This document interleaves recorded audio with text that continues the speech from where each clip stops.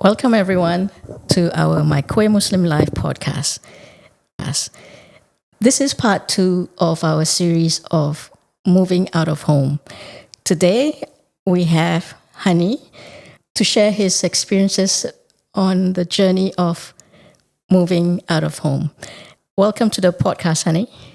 Hi, Nurul. How are you? I'm good, thank you. If you would like to introduce yourself for the audience. Yes, so my name is Hany Abed, and I'm 47 years of age, and I live away from home, and it's been like that for many, many years now. And I have a stable career, and I would like to share my personal journey as to how I navigated this process, because it's extremely difficult, and hopefully I can help someone out there. Okay. What we always like to do is to find your origin story, like how it was in childhood, growing up, and when you knew you were gay, how did you navigate that within the household? Yeah, so I mean, extremely hard. I mean, as far as I can think back, I've always known that I was gay, and probably in early high school is when year 6, year 7 is when I knew who I was and what I was, and it's something that it brings on a lot of shame, and I grew up in a very conservative household. I wouldn't say ultra religious, far from that, not religious, but conservative. And all of this was just looked at like some sort of mental illness, which isn't actually that crazy, because it's not long ago that medicine actually looked at homosexuality as a mental illness. You could still find old psychiatry textbooks that have it in there. But anyway, so that's I grew up with a lot of shame, something that I just needed to hide. And I had to live a life on being hypervigilant and being always on alert, and almost like never be able to relax. But also the internalized shame, you end up sort of overachieving to make up for deficiencies in other aspects of your life. So if you feel like you're inadequate because of that, or your surrounds tell you you're inadequate because of that, then you end up sort of excelling in some other field in your life so that you can prove that you're actually not a bad person, and I guess worthy of love. So that was sort of my navigating my teenagehood. And so scholastic achievements and academia was kind of used as a shield, and a way to defend myself and to prove myself, and that became a crutch to how I navigated the whole moving out thing. So. Okay, yes, because I've heard stories where from a particular guy where even he was even, worried about how his arm swings when he walks, and he uses reflection on his reflection on the glass to make sure that people can't see he's gay just by the way he walks. But was it because did your family drill into you that it was wrong, it was haram, it was?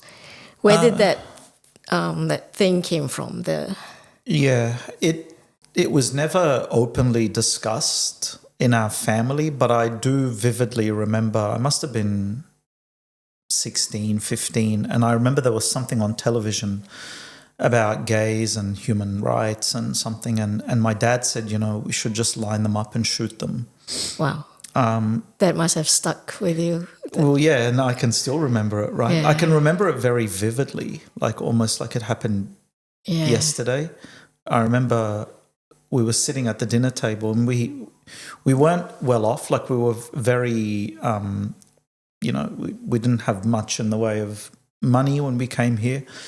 So we had like a fold-out table in front of the television, and we were sitting in a circle having dinner. And I always dreaded when something on television would come on that brings up this stuff, because it would be like an opportunity for me to be attacked, whether, unintentionally someone would say something and it would be like, it would come my way. So, and it wasn't even directed at you because nobody knew, right? No, it was just... That's right. It was just, but that was like, okay, now I understand where I fit in.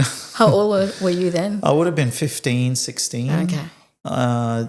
Pretty sure I was maybe even younger, 14, something like that. I definitely was not 17 yet. Right. So I was in that very impressionable age. And it was a very difficult. But on the other hand, at school, I don't know what it is. I just always got teased about, gay, and, would get spit at. Even though you were totally in the closet. Absolutely. I mean, we're talking early 90s here. No, everyone was in the closet. Yeah. You can't not be in the closet, right? Yeah. But I remember, like, I'm not sure whether kids have like a sixth sense and they can pick this stuff. Yeah. And I always got... So I always got brutalized for being ethnic. Right. I got brutalized for being studious, and I got brutalized for being, the F word. Right. Yeah. Was it because there was nothing else that kids could torment other kids with? That was the only obvious... maybe it was just directed at anyone who was different. They were just seen as gay. But my interpretation of that was, maybe they did see that I was gay. Yeah. Yeah. So your planning, did that form how you, plan how you're going to live your life? Like... Yeah, it did actually. So this is going to sound really materialistic, but the way I thought of it is like the way I could overcome this and not be repressed by anybody is that I could just make a lot of wealth, and no one can control where I live, how I live. I can be the master of my own domain. Yeah.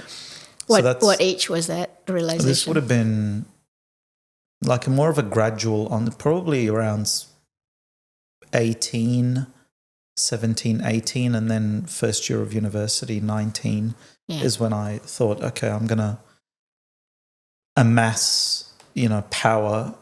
In my mind at that age, power and wealth were the one thing. And so if I have that, then I can't be hurt by anybody, including family. Yeah. Because back then, even in Australia, it was still pretty homophobic. So there was no, escape to a community that you can affiliate to. No. And my sex education was from a cassette single of Like a Prayer, where Madonna had like the facts about AIDS. I remember like she was so fearless to write that in her album, and that's how I got my sex education. Because I also grew up thinking that just by kissing someone, I'm going to get AIDS. Right. For a long time, I thought maybe I have AIDS, and I thought, well, I'm going to die. That's a different story. So you grew up in that era of AIDS, and I guess homophobia was at peak then. Rampant, yeah. Did you have any relationships as you were growing up? Did you have to hide it from the family? Or? Yeah, so being Arab and Muslim, I come from a big family. I have 2 brothers and a sister, and I hate to say this, there are double standards. So the sister is always protected. Yeah. She couldn't go to schoolie. She can't go out, unless she gets driven to wherever she's going and picked up, and we'd have to know who her friends are. Whereas the boys were different. We got a lot more freedom. And I think they were just blissfully unaware. So when I want to say, my first 3 years of university, I didn't really... Like, I went out to straight pubs and stuff. I was still deeply in the closet. Yeah. And we used to do, gatherings at uni, like harbour cruises and stuff like that. I think it's only when I entered medicine, probably in my third year of medicine, that I remember we went out to a gay club for the first time. It was the Imperial in Erskineville. And that's when that was the beginning of me. So I would have been 22, 23 when I first started going to gay clubs. How did that feel like, knowing that, like, for the first time, like, being amongst gay people? Well, liberated and free and safe. I think that's how I would describe it. But also you're a bag of hormones at that age, and you don't really think of anything other than, your immediate fulfillment, Gratification. and also like your safety. Like, and I started to develop a close group of friends at work who were also gay, and we'd all go out on weekends and to clubs and stuff and dance and stuff like that. So it was starting. So in my early 20s is when I started to sort of become comfortable in my skin, or should I say, there were like almost like two personas, and one persona I was comfortable in my skin, the other one I had to maintain with my family so as to not be killed, because I was still living under their auspices. Yeah. Was that a threat? No, there was never a threat of. There were never threats. There were just, like I said, like you knew how they felt about these things, but just by observing how they react to it. But there was never, because I kept it very hidden. Right. I don't know if there would ever be like a. I never thought that I would come out if I was still living in the house. Right. That didn't cross my mind, because I knew there'd be too much safety at risk. So your movement, like talking to Willow in part one, for lesbians, their movements are really curtailed. I guess it's that's kind of typical for girls within migrant families. But for you, you had freedom of movement more or less. But what about privacy in your room? A lot of the gay men in our tribe, they get caught out because, it's either from a photograph or even a receipt for or a script for PrEP. So all these things, this layer of, even though you have your own room, it's not private.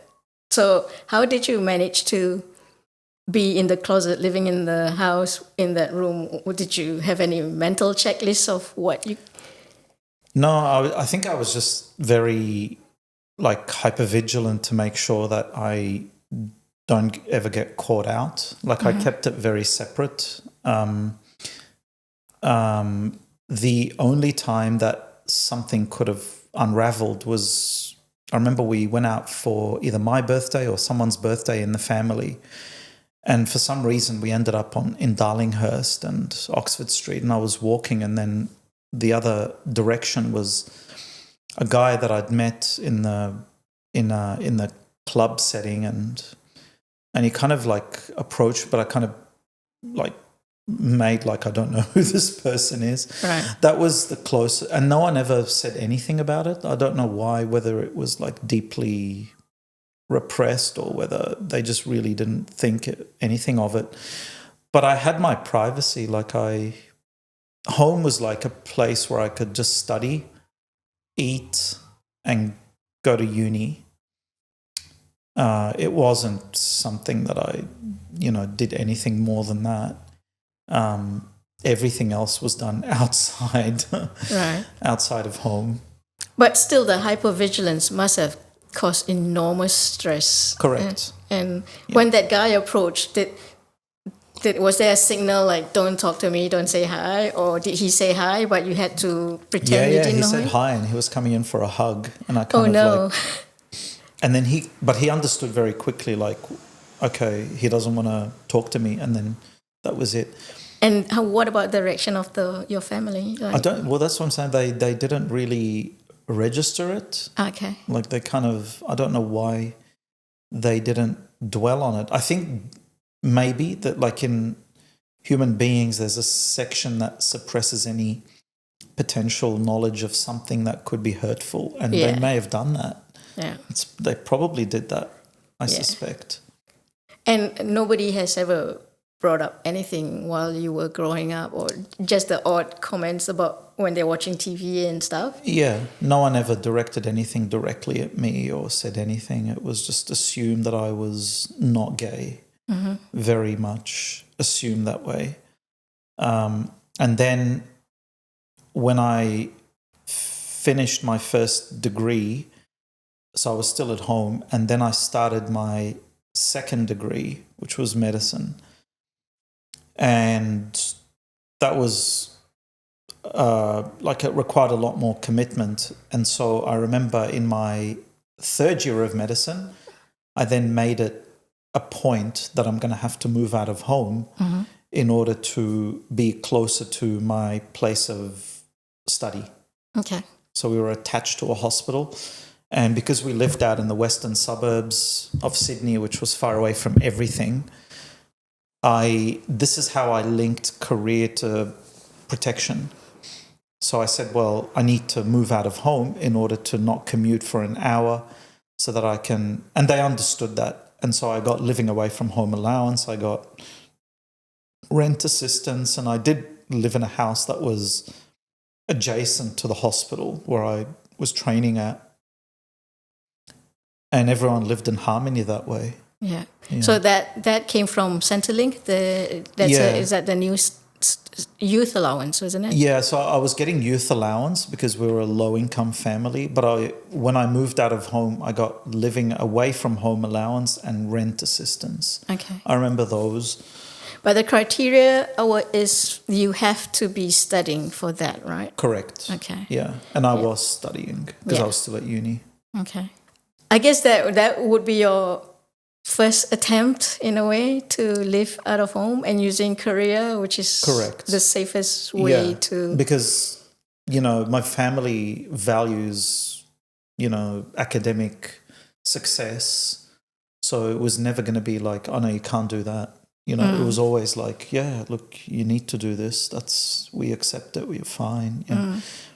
So, yeah, that was the first. It was in third year medicine. I moved out.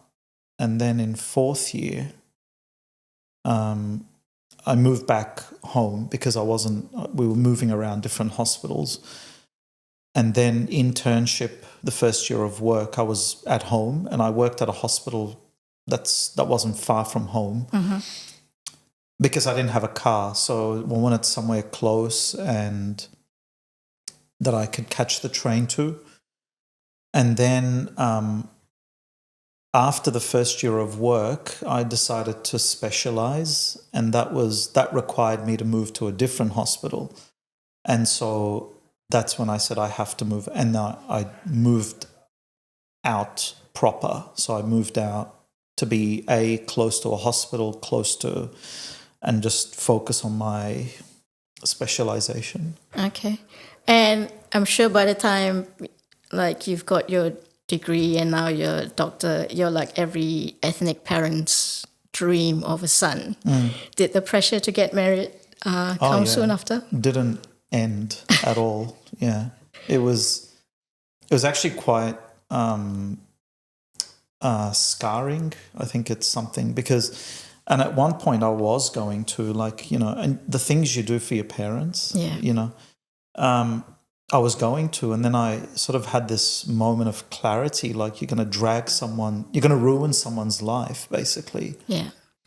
And even though it was extremely heartless, what I did, which is to break off the first stage of engagement a couple of weeks into it, and it was extremely hurtful for everyone involved. But I thought, well, isn't that better than continuing and then essentially ruining someone's life, you know? So I had to choose the lesser evil, and that was never fun. That aspect was always difficult. So did they get it by then after you broke it off? No, they only got it. They got it much later. Right. Yeah, and actually, there's more to it. So so when I finally moved out, then I moved to a different part of the state. I moved to Newcastle to do further training. Yeah. And then from Newcastle, I moved to Adelaide. So I was kind of moving further away and away. Yeah. And I think subconsciously it was moving away from family. Yeah. Even though, and as I said, I tied it up very nicely to career and success and that. So I was moving in order to do this and do that and succeed at this and achieve that. But also it was subconsciously to, for lack of a better term, run away from the familial, the family ongoing trauma involved. So so moving to Adelaide, and then from Adelaide I moved to the United States, and I was there for 3 years. Yeah. And so by that stage I'd been, I'd had relationships and I'd very established. And it was actually when I was in Chicago that I came out to family. And how was that like? Well, I came out to half my family. Okay. The easy half, if you like. Yeah. The difficult half, by that stage, they just stopped asking and stopped pushing. So I think they got it at that point. Okay. Yeah. But what was the reaction when you came out to them? It wasn't bad at all, actually. It was supportive. It was like, well, it's fine. Like, it's not a problem. Like, you're not going to be shunned or anything like that. That was right. That's the response Is that the I easy got. half or the difficult That's half? the easy half. All right. Yeah. I never had a conversation with the difficult half. Oh, still? No. Okay. Yeah. And you were with a partner in Sydney? I was, and it was in the US, so it was easy to come out when you're in a different continent. Yes, yeah. Actually, it was him who triggered me to come out. He was like, well, I don't want to be living in the shadows, and he had a point. True. Yeah. So, sorry, you were saying that you still are not out to the difficult half. Correct. Okay. How do you navigate that when there's someone who's a constant presence? Are they not invited to family occasions or? You mean like with a partner? Yeah. Yeah. I mean, that's the tricky part. So you have to find. I don't have all the answers, but you have to find a partner who understands where you are, you know, and what your limitations are. So some parents, they can see that there is someone who's a constant presence, but they don't go into the questioning who is that person to that. It's like don't ask, don't tell. Yeah. So was that how you operated with? Partly that, but partly it was just keeping things separate, which is, which does interfere with your ability to have a meaningful relationship. Yeah. But so be it. I mean, there's nothing that, I don't know if there's an easier path. There is no right answer. I can say that. And everyone's path is separate. Yeah. And just depends on the family that you're dealing with or yourself, your circumstances, whether you're working or not, so yeah. And while you were growing, you think, okay, once you have wealth, once you have a good career and everything, you'll be safe. But there's still that fear of coming out to your parents. So yeah. What is that fear that you'll be shunned, that you will lose maybe respect or something that you worked out for? No, I think honestly I just worry about their health. Okay. Like I worry that they'll either go into a depression or, if you're a cardiologist, you'll know there's a condition called Takotsubo. Yeah, the heartbreak syndrome or Correct, something. yeah, which is real. Like I see it at work and it's something that can happen. So maybe I'm taking the easy way out, the coward's way, but I'm sort of, the way I see it is I'd hate to be causing something like that. Yeah. I mean, yeah, because they don't have the vocabulary and what they know is not how we are and all that. I try and explain it to other people like it's a different language. It's like trying to speak Japanese to someone who doesn't understand Japanese. Like it's a completely different language and set of words and thoughts that they'll not get. Yeah. You know what I mean? Yeah. And has your sibling tried to? No, he hasn't. Or not as far as I'm aware. How old are your parents? They're quite old. So my mum's 78 and my dad's 88. Yeah. Yeah. Yeah, I remember when we first got to know you, that was you were still deciding like of moving out of home, but you were so wrecked with guilt. And I remember that conversation. Like, what does that guilt center about? Is it not providing them with a family unit with grandchildren or? Well, it's like it's an abandonment, like, yeah, because like you feel like you're abandoning them. Okay. And you feel like you haven't finished paying them back to how like they supported you and helped you. You're meant to pay them back by giving them grandchildren and a big family, and you haven't done that, but you've kind of fled the house. Right. You haven't fled the house, but you've, left. Yeah. And that was an area I struggled with. But there's a way to sort of reconcile that, I found. Which is it's all about how you view things, right? So initially I viewed it as like this major guilt trip and abandonment and being deceptive towards your parents and that sort of thing. And then I looked at it in a different way, that when you do move out, you end up both like they may feel a sense of incompletion, but they also see that you're doing well and they're happy with that. Mm-hmm.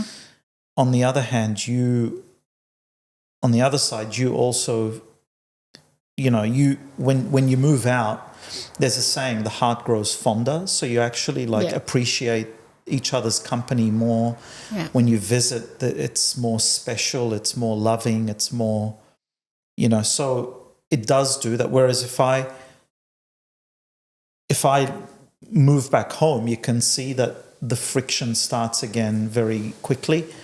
So moving away was actually like a protective mechanism for each party. Yeah. So it's just to make the distinction, this is moving away without the excuse of a career is the one that makes you very guilty, because prior to this you have been out of the house, but you could lean on because my job is too far away. But this one is, you don't have any excuse to give them except I want to move away from you, right? So that's... Well, there's still the inkling of, because everywhere I work is nowhere near where my parents live. Yeah. So I can't, I still have that, which is a real thing. Like, it isn't all just like a creation. Like I said, I was able to link the two together, but it is true that I would not be able to work efficiently long term if I lived at home. Yeah. Like it would take more than an hour to commute to work. Right. And in fact, that was the recent situation for a different reason when I had to move back recently. Yeah. Right. Okay. So there was never a time where you told them you had to move away, but it wasn't because of a job, but because you wanted independence. Correct. It was always used as a crutch, right. like job or study. Yeah. Which, that's why everyone's journey is different. Yeah. You can always, I think if you think about it hard enough, you can always find a reason to justify your moving out. Mm-hmm. Like you could decide that you want to study, and then that study would pull you away from home. Mm-hmm. You could decide that you want to take up a job somewhere, or you could just decide that you want to try and live on your own and see how you could make it. I'm not sure, like maybe I'm speaking out of my depth here, but because I haven't been in that third scenario where I can just say, look, I just want to live on my own and see how I'd cope. Mm. But everyone's journey is so different, I think. Yeah. So how do you make up for that guilt now that you're on your own? What, like, how is this a mental thing, or do you physically do things differently to make up for the guilt? Well, you try and rationalize how things are. Like, this isn't something that no one wanted this to happen. It just happened. And so it's no one's fault, I mean, we are born of our parents and we're in their image, and, we didn't seek to hurt them, and I don't think they are seeking to hurt us. It's just something that's happened. And so, like, if someone gets cancer, it's no one's fault. It just happens. You know what I mean? Like, it just happens. And I think you just have to rationalize it objectively and say, look, there's no reason to feel guilty about it. Everyone has suffered enough, in this whole process. It's not like you're causing all the suffering to someone else. You're suffering as well, or you have suffered. But have they verbally said, like, you moving out, not being at home? I mean, this may sound weird to non-ethnic people, where moving out of home and not being married causes such emotional pain for all the parties. Yeah, so I think this episode and these 2 episodes is to tell everyone, that's what we're going through. It's okay, and whatever path you take, it's okay. There are so many variables that we need to juggle. Yeah. And now, do you find yourself visiting them? Oh, yeah. More often? Yeah. Visit them regularly, and we cherish our time together. And I think I think they eventually, because some of their friends have had disasters with their children. Yeah. Like, they've had a couple of friends where their children have died. Oh. And so I think that's, like, died from illnesses. I think they've realized that at the end of the day, they care about their children. Yeah. So I think they've just come to that realization by themselves without anyone having to tell them. Yeah. So they just realize that our happiness is more important. Like, they look at one of my brothers and they say, look, he's living overseas with his wife. He's happy, as long as he's happy. They just say that now. Right. And I guess if you demonstrate happiness, if you show that you do become happy, if you pull yourself out of a difficult situation, then that may take months, years. It depends. Everyone's different. Yeah. But eventually, if they see you're happy, that maybe they'll come to that realization that that's what matters, and that the alternative is unbearable. Yeah. So you say you had a brother and a sister? 2 brothers and a sister. And so you're the one left unmarried. Do you feel an extra responsibility because you don't have other, children to take, that you are your parents' sole supporter? Well, that's a tough one. Like, I support them a lot, and probably more than my other siblings, because they have their own families. But I don't feel like a sense of guilt that I haven't done this or done that. But yeah, you do by default become like the carer. And apparently there's theories out there that that's the evolutionary advantage to being gay, in that you look up. Yeah. So there's that. And I do, I do more than my siblings, but I try and rationalize things and look at things objectively, and not sort of get too lost in emotion when I analyze things. Yeah, because that's what some of our members are having to reconcile their feelings, is, being responsible for the people that, made their childhood, some could be quite abusive and all that stuff. So, yeah, it's quite a tough life to lead, where, you're tormented in childhood, and then in the end you have to take care of the people that tormented you. Yeah. So, yeah, it's almost, sometimes see it as like survival mode, like you're in the Hunger Games, and it really is like you're from the age of 12, you're basically going on like survival mode. Yeah. Yeah. And it's not good for you. Like you're in a chronic state of stress. Yeah. How did you like with medicine and and on top of that, they're trying to keep your identity secret from people. What was your coping mechanism like?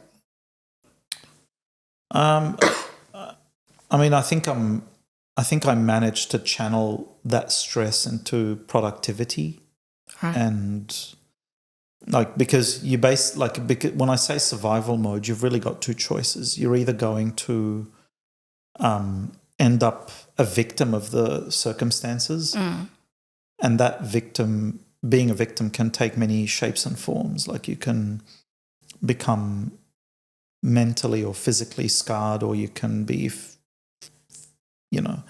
abused or whatever, or you can just keep running. And I think I chose the latter. Yeah. And yeah, for a small group within our tribe, there's about like 200 people, and for a small group, we have about 5 doctors and about 4 lawyers. So it is a group of overachievers. I think some of us really put that energy into studies, and I do see that those who are doing well in life are the ones who manage to carve out a space for themselves, to be authentic, whether it's moving away or primarily moving out of home, and before when they get outed or anything, and that's when the clash comes. And if you're not already out of home, where do you escape? So I think it is a good strategy to stay in school, do well in school, get a good job, find a way to have your own space and be authentic, and then form that relationship that you want with your family. I think that's... And when I say that every journey is really unique, it truly is in that sense of the word. So perhaps I didn't get much of that guilt when I moved out, because I had 3 other siblings who were still at home. Right. And so they kind of cushioned the blow. Like my parents didn't really... Were you the oldest or the youngest? No, I've got 2 older brothers and a younger sister. So the house had people in it. Right. Whereas if you're the only child, I think that's a different story. Yeah. Because the sense of abandonment and guilt and all of that will then be really intense. Yeah. Yeah. Yeah. It's difficult. Right. So if you were to give advice to your 15-year-old self, what would you say? That's a good question. I've never... Okay. I would say just, be authentic and, love yourself. I think I would say that, because no matter which way you look at it, you grow up with so much, you end up growing with so much self-loathing, you know what I mean? Internalized. Yeah. Yeah, and I think that's the number one thing I would rid myself of. I would tell myself to resist when I was younger. Like, right. don't internalize all the negativity around you. How about the bullying and the taunting? Is there a good strategy to protect yourself from that? Honestly, I think nowadays the strategies are so much better. Yeah. Like, there's so much anti-bullying awareness, and there's avenues that can be taken. I mean, you can take your school to court. You can wipe the floor with them. You can take out AVO. I think I see stuff on the news like of, parents taking bullies to court to get apprehended violence.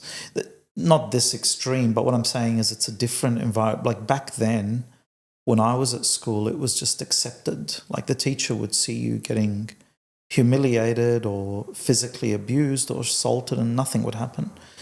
It was different back then. But now there are formal avenues that can be taken to protect yourself. Right. Yeah. Okay. So in terms of your life, how do you envision the next few years of your life to be?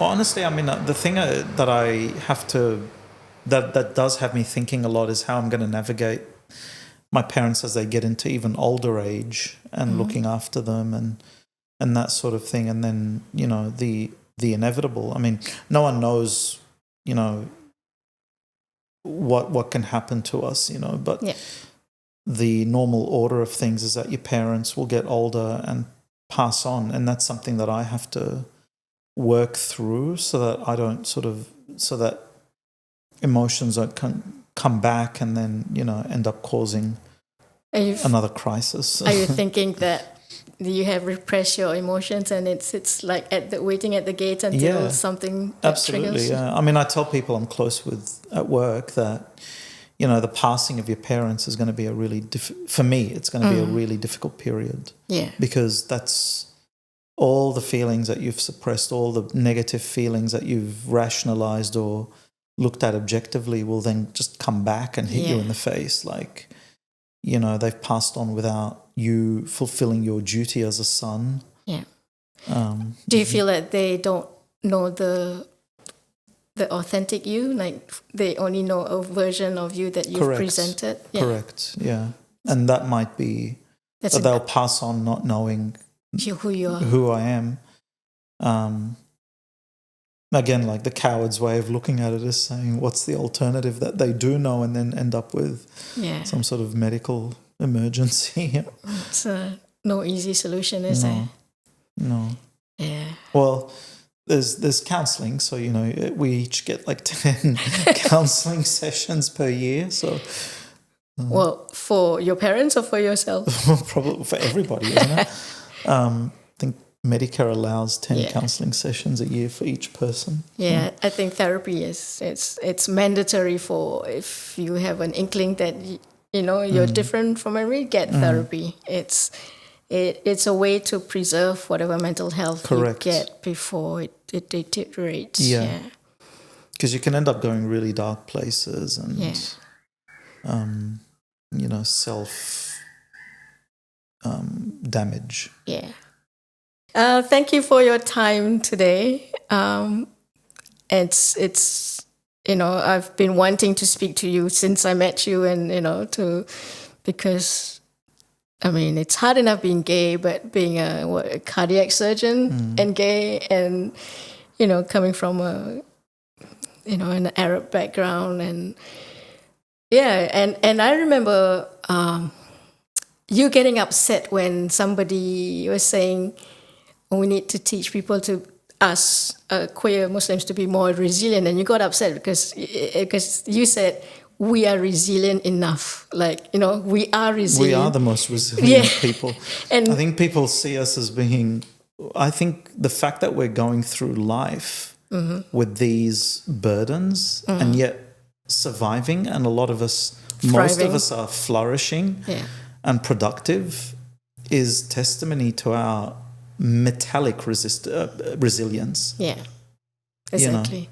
We just need a moment not to put down the armor and just chill, you know? Yeah, most people, I don't think if you take a normal person off the street and put them into this situation, how they would... I mean, humans are resilient, but I think we're extra resilient. Yeah.